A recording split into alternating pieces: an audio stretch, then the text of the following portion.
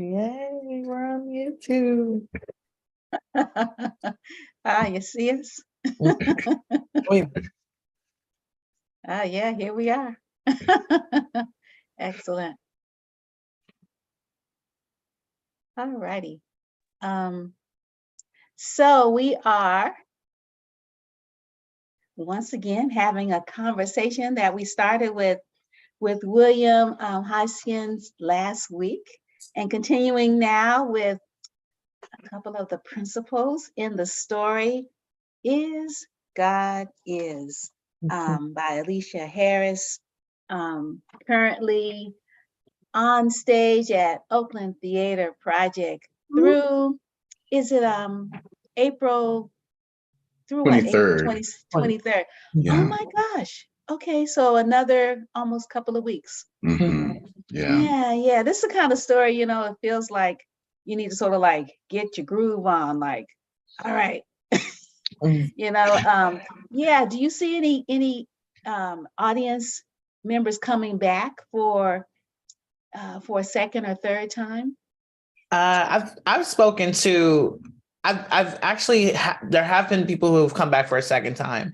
And I've spoken to a few people in the arts community who definitely plan on coming back for a second and or third time. So it's a lot of people who are very interested and like fascinated with the story, which is awesome. Yeah. And I hear, I mean, it's still not an anomaly to go to the theater and see an all Black cast, telling some serious stories, the kind of stuff like, put your dirty laundry in the street kind of story. Like, what? Right. You like got it on stage? Oh my gosh. Really? Wow. Big thing. Oh, Rolanda is joining us. Super. Oh, fantastic. Hello. Nice. Excellent. Welcome. Perfect timing. So I think especially I feel that people have, between the way we've presented this and the way people view it, it's almost like going to see a movie. Yeah. And so when people come back, it's almost like, because there's nothing in the show that we present as a mystery. Like there's nothing mysterious going on. You're not trying to figure out who's who and what's what. It's very plain language. But I feel like people are coming back to catch what they've missed. And so in that essence, you definitely are going to be feeling like, oh, I'm even when you see the live stream, it's going to be something of a movie type feel to it, and I think that's also what's bringing people back as well. Yeah, and I'm sure the intimacy of Oakland Theatre Project, the theater is really intimate, and I don't know how it's being staged. Like, is everyone on one level? Is there a tier? What does it look like in the There are theater? 2 levels. It seats I believe about 62, so it's a fairly small theater. And it's like, 2 levels in there, and they're in a 3/4 round, so they're kind of all around us as this is going on. So they're in the story with us. There's a splash zone, like Yeah, which makes the storytelling even more intense, because when you come onto the stage, folks are right there, and so you're right in the story with us as we're the first night I was like, whoa, okay, here we go. Because it is so intimate. But it makes the story even more impactful. Yeah. I was just thinking about, the way you described it, Anthony, is that, so it sounds like you're being embraced by the audience, and it seems like, the story needs a hug. Yeah, the story need a hug. Right. It's somewhere between the story that needs a hug, and you know, two people gossiping over tea. Because it's that like, and then what happened? And then she did what? And then what happened? So it's also kind of the conversation as well with the audience that we embrace. Nice. Yeah, Rolanda, because when you have any especially when comments? you have Black audiences, you know, and we definitely notice the difference. We have Black audiences. Black audiences are more willing to have that conversation with us because we have that, you know, as one to another in church, and when we go to the theater, when we go to movies, things like that. And so we very much embrace that conversation as well. Yeah. Rolanda, we're sort of talking our way into the show right now. So do you have any? I was like, let me try to jump on while I'm doing everything, but I'll let me show my face for a second. Sorry. Hi. Hi, babe. Hello. Hey, there she is. I'm here, but I'll be going back and forth between my picture and present. No worries. So, but I was like, I wanted to at least come on here for a bit, just to, you know, put in the work, doing the part, you know. Okay. Yeah. Well, Rolanda, since we see you right now, why don't we just jump right into before I read your bio, what is the play about from your character's perspective? Tell us who your character is and what's the play about? Ooh, okay. My character is Anaia, one of the twins. She is, I'd say, the youngest of the twin, but she's also the most quiet that we see in the beginning. And it's about a story about two sisters who are burn victims who, you know, end up on this mission, revenge journey mission from their mother across the United States, you know, to gain. I think both twins have a different intention, where one is probably most likely all in about doing this mission for God. And, you know, when I'm just like, I feel like I just need to get this done so that I can have some type of peace within myself and what I have going on, because I do have a secret that I hold on to throughout the show until the very end. But yeah, it's a story about a layer of things. It's about, I mean, it's Black stories, first of all, and that's always, we love to see and hear and tell Black stories. And yeah, it deals with trauma. I had a little cousin of mine who came to the show, and we talked after, and he was just like, it's interesting how different people deal with trauma. One deals with it in a way where they act out a little bit more than the other, and the other is probably more, you know, scarred, not just physically, but internally, emotionally, spiritually. And I think it's also a story from my perspective, or from Anaia's perspective, a story about fighting for your life, to have joy in some way, in some peace with all the chaos that you've been around, and growing up in the foster system, and thinking that you don't have these parents in your life, or that they don't exist. And you know, and they do, and it's dealing with that, and there's dealing with family dysfunction, and there's so many layers. And I think it takes more than just one visit to see the show to really take as much in as you can, or as the audience can. And yeah, that's just a little bit before I get too excited and start spilling all of the beans. But it's good to see you again, Ms. Wanda. I'm sorry. Yeah, so Rolanda, you mentioned that that your character, Anaia, is a twin. And are you all identical twins? No. Okay. We're not identical. Okay. And also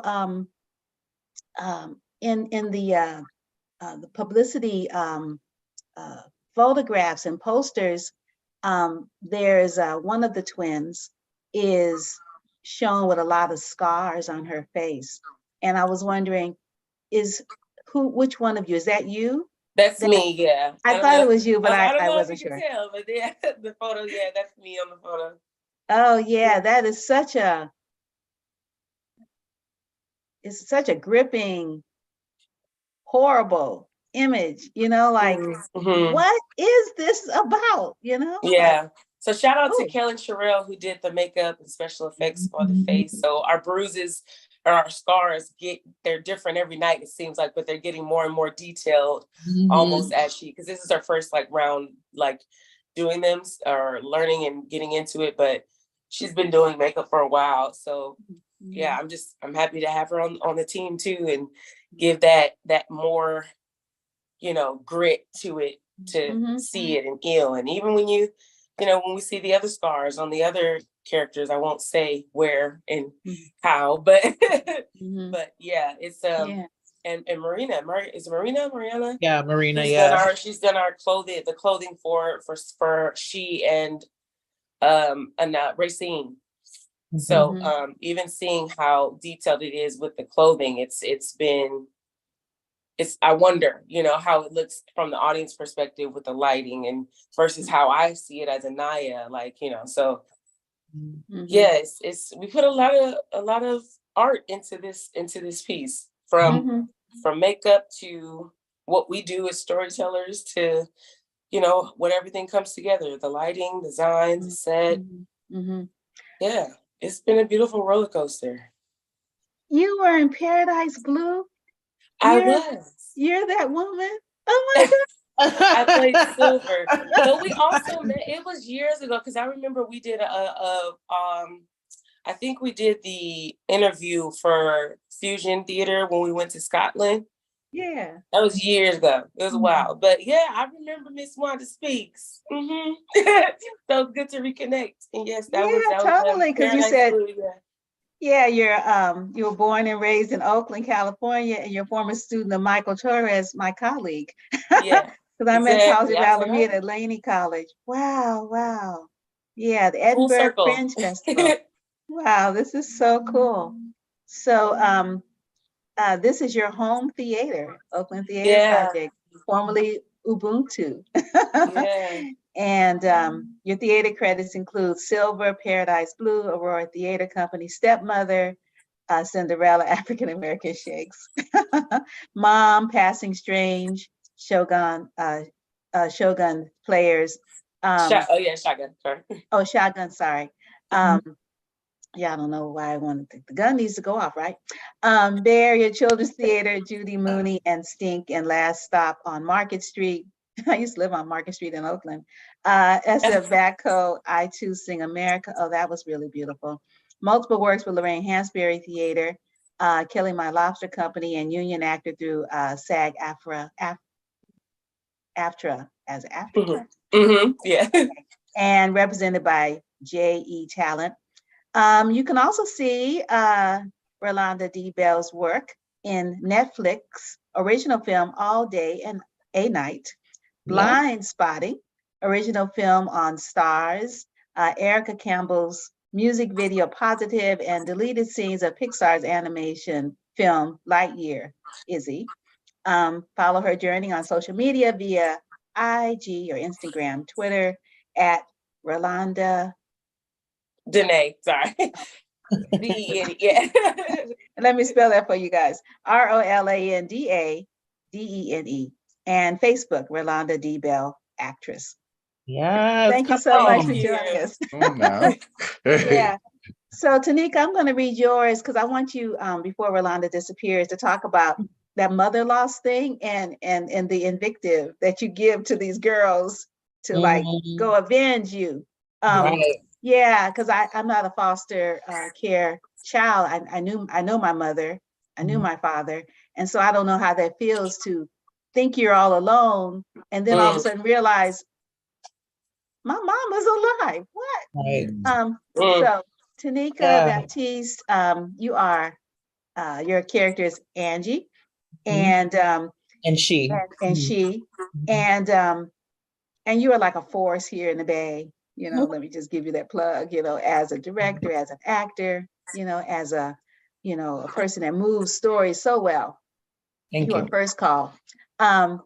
And you are making your Oakland Theatre Project debut, and I know they're going to bring you back. I hope so. 4 minutes away from my house. Yeah. Nice.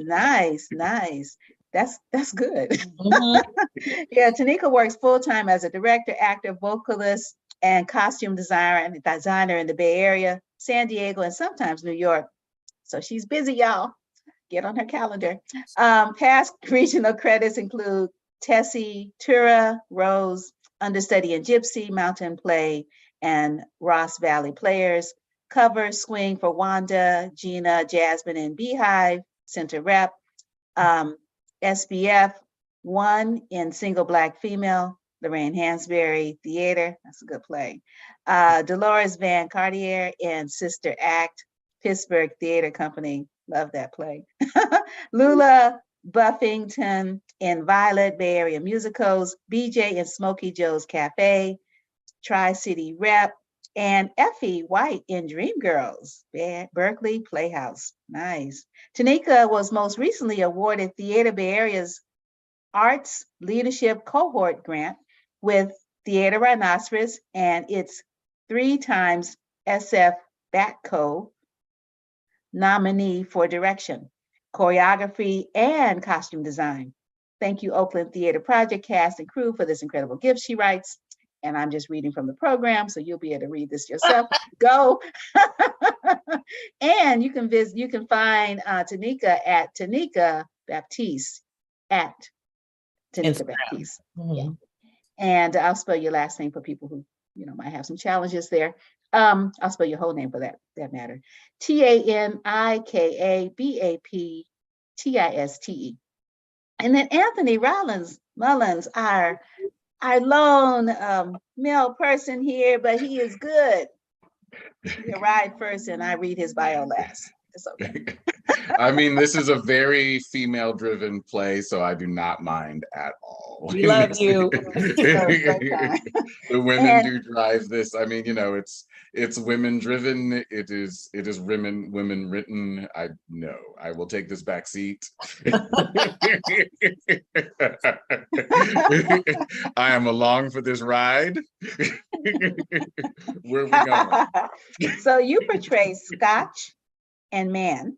Yes. And Anthony Rollins-Mullens is a native San Franciscan performer of both stage and independent film for many years here in the Bay Area. His theatrical credits include Buddy Plummer in Follies, narrated Mysterious Man in Into the Woods, Sheriff in the West Coast premiere of Groundhog Day, Willie in The View Upstairs, is it Caracatus? How do you pronounce that? Caraticus Potts. Oh, Caraticus Potts. What a name. I know. And Chitty Chitty Bang Bang. Yeah. I don't remember him. Who was he? That's the father. That was the inventor. His first name is Caraticus. Yeah. That's great. I guess I never called his name. I noticed. No, we don't. And then from Caraticus, you go to Toad and A Year with Frog and Toad. Mm-hmm. What a transformation here.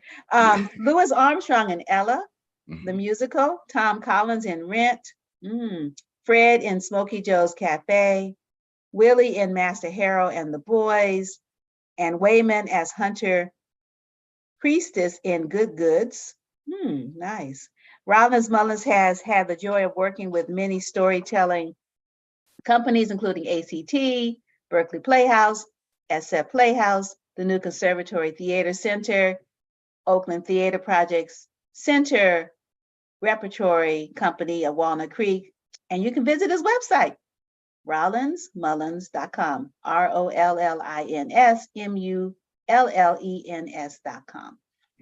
Nice. Well, thank you all so much for joining me today. So, Tanika, tell us about this play. What's it about? And just sort of like if you two can go, you can entertain a little bit, this whole idea, and Rolanda, I want you to come back with the mother loss thing. What's the play about? And you have these twin daughters out there in the world somewhere. Ooh, this is a loaded question. So for me, the play represents this like legacy of brutality against Black women, Black people, Black families, Black children. We're dealing with this couple, and there's been some domestic violence. There's been some abuse. She has tried to protect herself and her children from her husband, their father. And it's just kind of showcasing, and this is in the trailer, but for me, it represents like when you are a Black woman and you are trying to protect yourself legally, and you're doing everything to do that, and the system still fails you. And every day since I've been in the show, or at least once a week, I've read stories about Black women who have been abused, harmed, and are killed, and their children as well, in intimate partner violence. So it's just kind of showcasing how Black women's pain and strife is still not there's not a sense of urgency, like collectively amongst all of us, amongst our community as Black people, amongst the American community, the global community. And so as their mother, I could not protect myself, so I couldn't protect them. And so my pain of being abused by my partner has turned into rage. And she has been in this bed for the last 18 years. He took away her femininity. He took away her sexuality. He took away her ability to parent her daughters. And so she, instead of her trying to, create a new future for herself and her children, she's like, no, go kill him. And it's just kind of like, there was a review I read about the show, and it talked about just how Black people respond to like historical failures of America, like against us, and our response to slavery. And it's like, we have choices. We can choose to be enraged and like, I want justice, and I something must be done, or we choose to say, you know what, that was messed up, but at least I got this little bit of life, and I'm gonna make the best of it. And we have the right to respond however we want to respond. I think that's what I love best about the play, is that she is not judged in a way for requesting her daughters to seek justice in her name. But the play does leave room for us as spectators, as artists, to have the conversation. Who knows what you would do if you were burnt to a crisp? Who knows if and just being children that were abandoned by their father, a lot of people can relate to that. Father is going out, their mother and father don't last, and they divorce or whatever, and then they go create a new family. Like, that's very real that's universal amongst all of us, but something different within the Black community. And I like that this production was done at a space that is for Black BIPOC artists, so that we didn't have that, they're watching us, like, spectator, thing that happens when we do these stories in these white mainstream spaces. So there was like a sense of like security, and like, okay, I can talk about this, and I don't have to explain myself. And I think that's super important.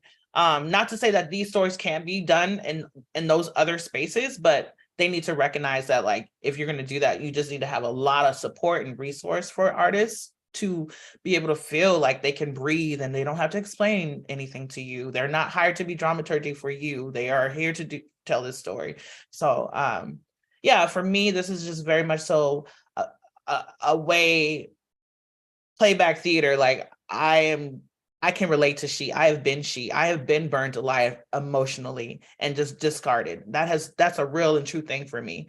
And I'm getting to like express my pain and suffering through this character, and like look at it and understand, honey, this is exactly what that felt like. This is the physical manifestation of that.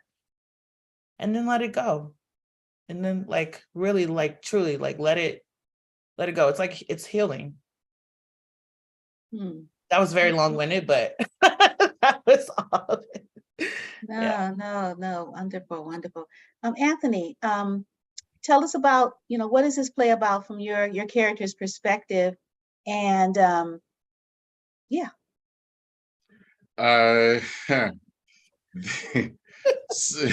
Right.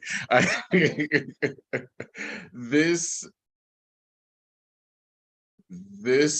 play is an interesting conversation about masculinity and how we define it, and how people, especially men like this father character, and how he taught his sons, because I'm playing one of the sons' characters as well, how they attempt to hold on to it. And, you know, I think one of the things that's come about in the past couple of years is more talk about, you know, what masculinity is versus what toxic masculinity is, and how we can be masculine without being like all toxic about it, like, you know, and so this is a man who did a really horrible thing because he felt his masculinity was threatened, because he felt some aspects of his manhood was threatened, and it is, I'm not gonna lie, they're hard words to say. Because, like, even from my perspective, looking at the story and the way everyone's telling it, I'm like, bruh, no one did nothing to you. You were fine, you know? So it is dealing with someone who either like naturally is, or at some point was taught to be extremely reactionary when it came to some type of threat, or any kind of threat. And this unfortunate way that it was done was it escalated to something violent. It doesn't sound like he did it again, but it sounds like the undertone of that anger, of that rage, of that tipping point is always there in him. Mm-hmm. Yeah. So you portray the son and the father? Correct. And you're one person? Yeah. Oh, how is that? It is, it's, you know, the thing that is interesting is that playing off of, when you have two people that are related, you have all of these things that they have that are exactly the same, you know, where they say, you're like, you know, you are exactly like your mama. And it's like, well, there are some things my mother doesn't do. And so it's fun playing off their differences as well, and reinforcing why they're different. You know, the father, we don't know how old he is. He might be in his 40s or 50s or so. The son, we know, is around 16, about to turn 17.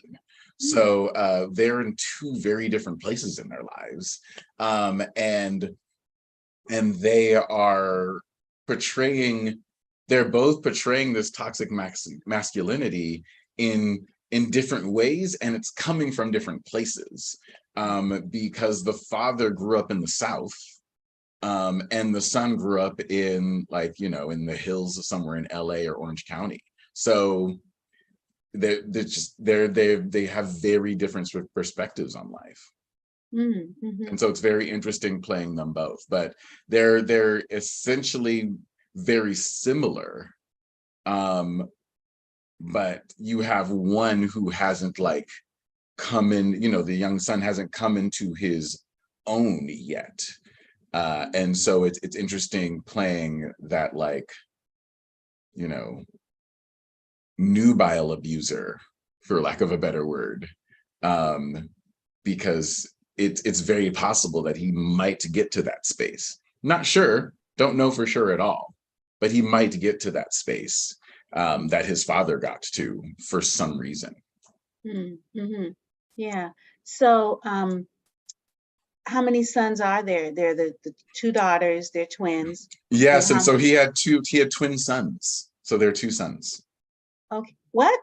Yeah. Oh, no. Oh, No. well, we got the spoiler in there. Oh, well.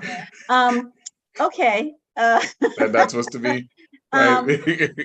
yeah, and so different mothers. Yes. Both played by Tanika.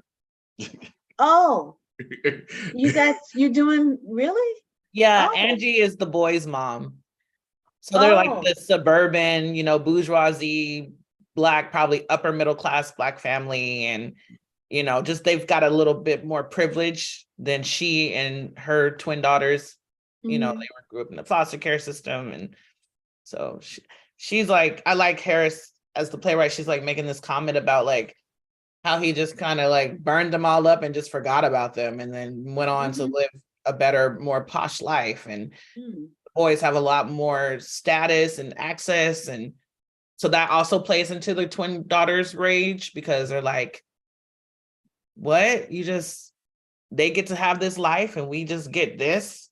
So. Yeah. No more on that. No more information. Yeah. No more information. I mean, it's already, yeah. There are important things that connect. Well, last week, and then Wanda turned all the tea. And Wanda, and then what happened? What she did?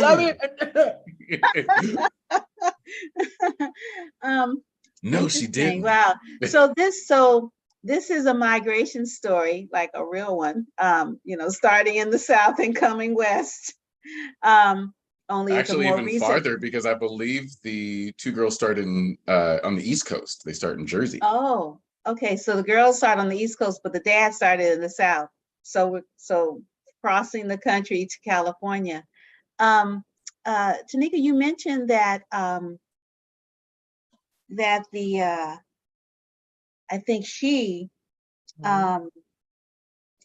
spent 18 years in bed, like she can't walk anymore. So your character is bedridden? Yeah. Oh, how do you do that? Like on stage, are you in a bed? Ro, I'm gonna tell her. I am, I'm in a hospital bed. Yeah. Okay. All right. So Rolanda. So yes, Miss Wanda. You find out you got a mom, you and your sister, and she gives you this charge to go kill that man. How old are you? Like, and you we're all 21. We're 21. We're 21. 21. So you take this on and you go on the road. Like, how do you feel? All of us. How did your character feel all of a sudden knowing that that she is not alone in the world? Like, she's got a mom. Yeah. Like, oh my God. She doesn't. She's the emotional twin. So there's a lot of layers with those emotions, and I try my best to play them in moments of when we leave from mom, and try to make sure it's read that moment where she's alone and kind of just like in her head about things and processing what all this stuff is happening all at once. Like, we just got a letter from a woman we thought were dead. We got this information. She wants us to go and do something. What are you're trying to make us murderers and don't even care about the risks that are at hand. So I feel like there's so many things that are processing that I try to show without words. So it's something I feel like it's you can see more than be told about, because I just think I decided to make the choice of like, okay, emotional, you want emotional? We're going to give you snot, we're going to give you tears, we're going to give you sweat, we're going to give you blood, all the things. And I feel like just because of that, it's processing every stop that we make is something. It's always something. And then there's like this arc that's happening with Anaia, who I play, and she is just dealing with a lot of things. And mind you, there's a secret that she's holding this entire time. Mm-hmm. So it's just so many things. And like, she's tired. Like, it's like, I don't want to have to go and do this thing, but I guess God is asking us to do it and we got to obey, right? But this is too much. So I feel like it's just so many things. And by the end of it, she's made her decision to just, do what has to be done so that I can be happy and feel like I don't have to deal with this trauma anymore. And I'm closing this door. So Yeah, there's lots of emotions, and trying to, stay dedicated to the choices I made to be this emotional ball, this emotional wreck, and just like, it's a lot of emotions for Anaia, and I think her emotions even transfer, like they transform as the story goes on. Like she's still the emotional one throughout the whole thing, but they shift about, I guess the intention of those emotions, and what am I going to do with those emotions? Like, I feel like I embrace what's happened to me, what I've been through. I've learned to take it in, and I never, I noticed that she doesn't let everything out until the very end, where she's confessing about certain things that happened to her and her sister, or, whatever thoughts happen or what's actually going on. So she bottles a lot in from the very moment she walks on stage. So yeah, I think when it comes to Mom sending us on this mission, I'm like, okay, I'm gonna do this thing, but the news and things that I get, the information I get as we're going through these different spots and destinations, I'm just kind of like collecting golden nuggets to put in my basket, and just like by the end of it, do I even want this basket? So it's like, it's emotional for her. It's a lot of emotions. It's a lot of emotions. And just do my best to try to make those things be read that I'm not saying, that are more so the processing moments of like what's happening. Like, yeah, there's some moments that are funny, but I just feel like Anaia is just not even trying to, nothing at this point is funny. Like, I'm tired. So by the end of it, yeah, the drainage from not just the tears, but just all this stuff we just had to go through. Who knows how many days we've had to travel, and if we stopped for things, like just thinking about those little things between, if we were actually on this mission, like the things we probably would have had to gone through, like being on the run. Who knows? We probably were on the run at some point and just like dodging police, like, so many things. So yeah, that's all you're gonna get out of me this morning. Yeah, I was just thinking about, sort of, thank you, Rolanda. I was thinking about sort of, the scars we see and the scars we don't see, like the scars we see, that's one thing. And then I think, how does it feel to live in a body that's been abused like this? I think, like I said, those scars are not just, seen, but like spiritually, emotionally, there's a lot of things that are, messed up about their situation. So many things. And I just think with Mom, it's like, when we got this letter, I'm like, what? Like, who Mama? Who sent us this letter? Like, are you serious right now? Like, even that alone, processing and thinking I was about to tell you some news, like, but it's like, to process everything, it's like the scars from what's happened. Like, I've accepted how I look. I can't change how I look. I can't do anything about it. Like, but accept the fact that I'm just this ugly girl who has these scars that are permanently, there. And no, it's not our fault. It's not our fault. We were just kids, when this happened. So to think about all the different foster parents we've had, even like the scars from those people, like, the people who've probably, physically abused us, verbally, maybe sexually, had like, been raped or touched or, molested in some ways. Like, there's so many things that go with this that aren't said, that, that we have to bring out in a way that's, these girls are hurting, and it's a lot of masks that are worn with everyone, but I think we're always all looking for some way out to freedom and happiness, but we've accepted the life that we're, born into, and just trying to keep going with it, like life in real life. Art imitates life. Yeah. I'll let our audience know that we're speaking to Rolanda D. Bell, Tanika Baptiste, and Anthony Rollins-Mullens about The Bay Area premiere of Is God Is by Aleshea Harris, directed by William Hodgson, at the Oakland Theatre Project. It opened March 31st. It continues through April 23rd. And the times are Thursday through Sunday at 7:30 p.m. And do you all have any matinees? Well, matinees will be on Sundays, but the Thursday through Saturday are the 7:30. Okay. 7:30 o'clock, 7:30 shows. Yeah, and the location is 1501 Martin Luther King Jr. Way in Oakland. And there is a parking lot if you get there early enough, but otherwise you can park on the street. And there are pay what you can tickets. And so suggestion is you get your tickets online in advance. You can email boxoffice@oaklandtheatreproject.org, or you can call area code 510-646-1126, 510-646-1126. And the website is Oakland Theatre with an ER, project.org. You can see pictures and watch videos. And speaking of video, we also have a live stream as well for the show. So if you're not in town, we have ways for everybody to see this. So we want to make sure we can get all the eyes to witness this story. So yes, my brother is one of those. Yeah, the live stream is this weekend, I think, right? Saturday. And then you have access to be able to watch it again. So I think it's an expiration date on it, or expiration time stamp. Yeah. Right. Yeah. So I will be in the house on Saturday. Or whatever the date is on Saturday.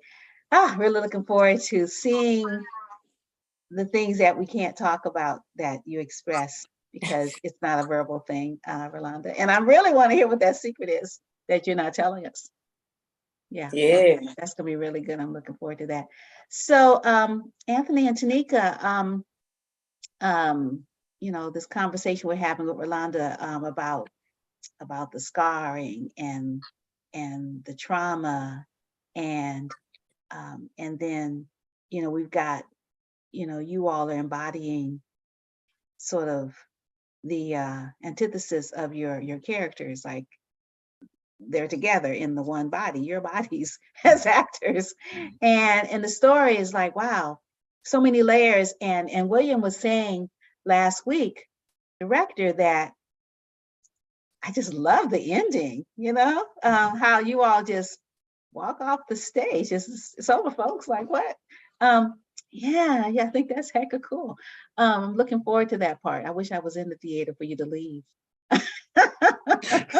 Like to be sitting there and all of a sudden the lights just come up, like, what just happened? But that's really, really cool to experience. Yeah, it's fantastic, and it goes to show that space that I was talking about, where we treat it a little bit more cinema-like, where it's more like a film, where you come and you witness, and then it's over and you're just left with your thoughts. There's no going in and clapping for anyone or any favorite person or anything like that. It's literally just remove yourself from the space, is removing yourself from the story. It's an interesting concept that I haven't been a part of before, but I like it, I think. Mm-hmm. Right. I just want to touch on what you said about embodying both of those characters and how they're kind of opposite of each other. But they both are trying to, they have their reasons for wanting to not liking their life. And I think one is viewed upon as like, oh yeah, you absolutely, like, yes, that was horrible what happened to you. And the other one is like, because you're in suburbia, get over it. And I think that is an error on us as people, that we kind of rank and file people's personal oppressions and like give more sense of urgency to one versus the other. And if somebody's trying to murder you, absolutely, like, yes, 911, that's very important. Let's go handle that. But mental warfare and emotional abuse. Abuse is abuse, you know. So I like that I get to express both of those things with these two women. And yeah, and it furthermore solidifies that man is just trash. He is trash. And they both want to live. But yeah, I like, it's also fun just as an artist to get to play two different people, you know. I think Anthony has the best time though, because Scotch is just a ham. So Oh, wow. Tell us about it, Anthony. You have such a good time. All righty now. I know he's a lot of fun. You know, it's that kid we all know, that 16-year-old kid who is the greatest artist of all time in his own mind, and is going to make his entire family rich, and he's got MTV crib dreams. And you know, and he's like over the top and under the barrel at the same time. He's just a lot of fun. But I think it is an interesting storytelling on, you know, there's a lot of news right now about like Black men and how Black men are seen and how we are raised in this country, especially. And it, you know, there's all the underlying anger, what it means to be a man versus what it means to be a Black man, all of those different layers of that.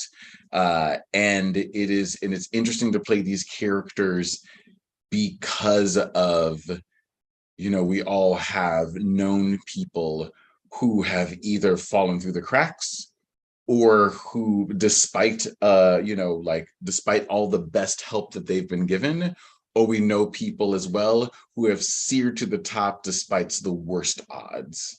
And it is interesting always playing Black male characters, because we know that there's that seed of both happening and the possibility of all of it happening in each one of those people and in each one of these men. And so, like, who knows? Scotch might become famous for his bad art. You know, it has happened before. We've seen it happen before. And so it is interesting to see, you know, someone who is like sure of himself, full of life, like, I'm going to do it. I'm going to be the one that's going to be the star of the family. You know, you guys you're going to be okay because of me. You know, all of that is taking that on himself. And it's an interesting, he's an interesting character. Mm-hmm. Yeah. Does he know that he has sisters? No. Mm-hmm. Mm-hmm. And when they show up, what happens? I can't tell you that.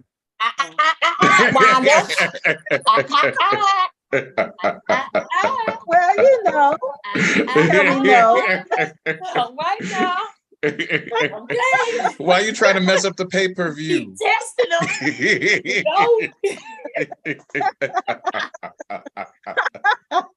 Hold your ground, Anthony. Hold your ground. Now, this is my first time meeting you, Miss Wanda. You sneaky. I have a lot Now of you respect know. for you. I have a lot of Good at respect for you. massaging somebody, okay? And then what So what happened? happens next? Right. What's going on here? All right now. Okay. You can see what happens next if you visit oaklandtheatreproject.org for yourself. Come on down. We'd love to have you. Okay, I will come on down, totally. No, but honestly, it is you know, that is the part of the story, because, like, you know, again, it's like you're in that space too, where it's like, well, like, Did they know? And then what happened? Well, does she know? Well, who is she? Well, where'd they come from? How'd they get there? What's happening? That is this entire show. But like we don't hide anything from you. It's not like I said, it's not a mystery when you come and see the show. We lay it all out for you. But it unravels and unfolds in front of you, you know. Yeah. Sounds great. Yeah, Sounds really great. our main goal, Miss Wanda, is to make you say, ooh.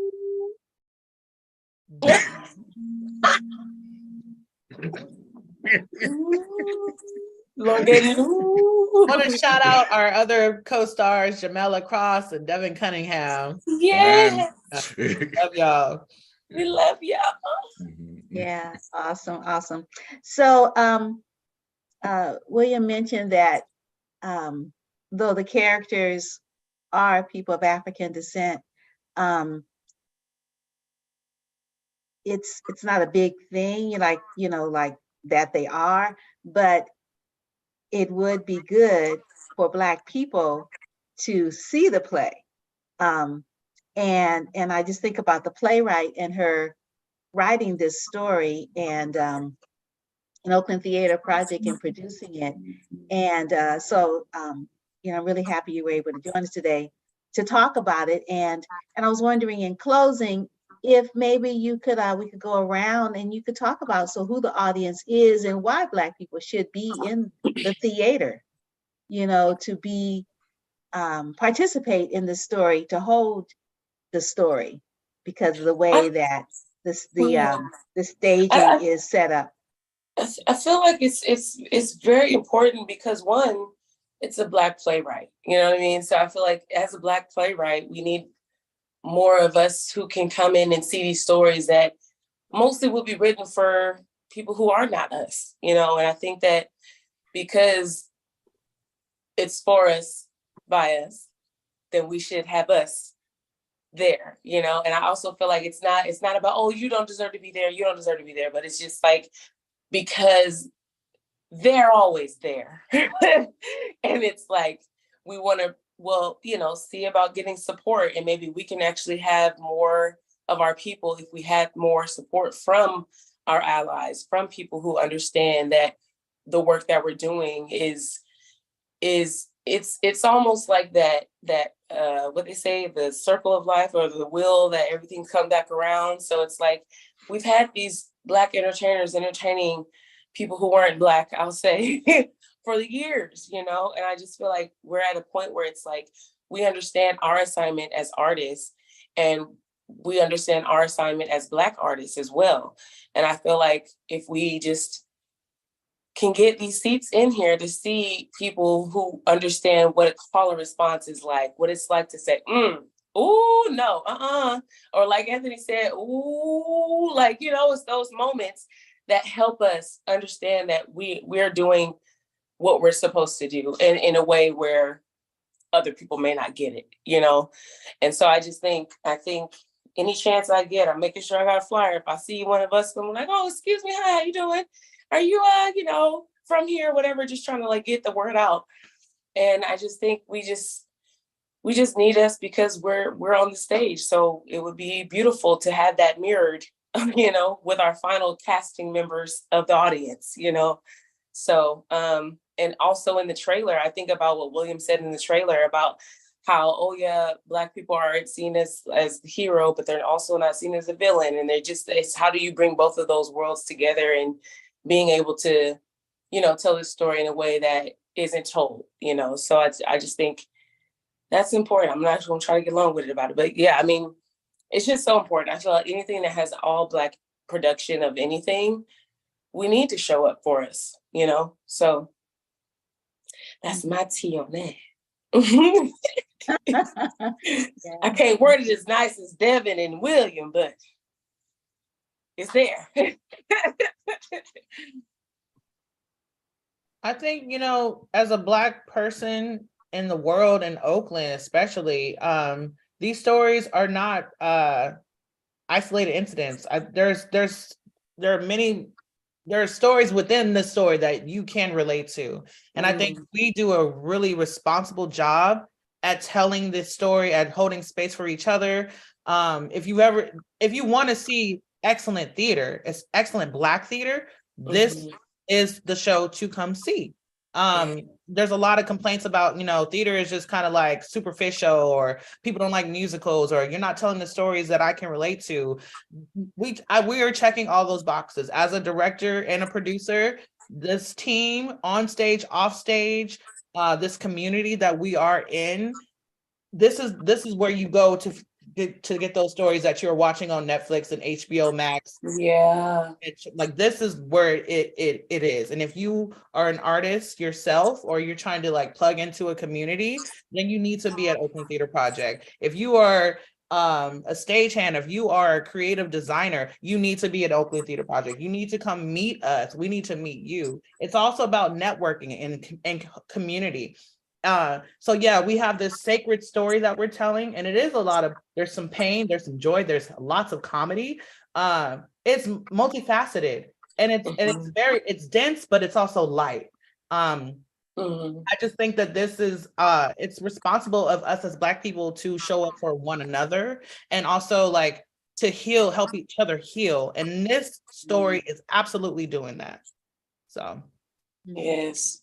I'll say to speak to even the folks that are not artists, that are not trying to network, this show is unique in that it is one, unapologetically Black. It is you cannot, I could not see this on any other people with any other actors, yet no one mentions being Black, and the N-word is nowhere in the script. So it is us, the way we talk to each other. And so the unique thing I think about that is that requires no translation, no code switching, nothing in your head to think about. On top of that, unlike a lot of theater just that's been coming out these days, it is about 90 minutes. So it is not it's not a strenuous commitment. We are one act. We get you in, we get you out, just like a movie. We're shorter than some of the movies right now, and about the same price.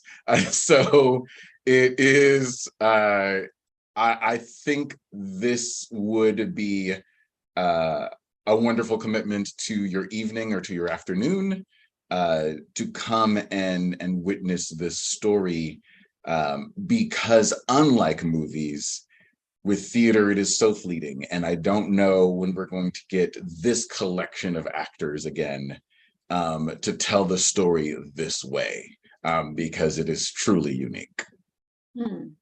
Wow. Well, thank you so much, Tanika Baptiste, Rolanda D, and Anthony Rollins-Mullens, for joining us to talk about Is God Is, the Bay Area premiere by Aleshea Harris, directed by William Hodgson at Oakland Theatre Project, through April 23rd, with the live stream this weekend.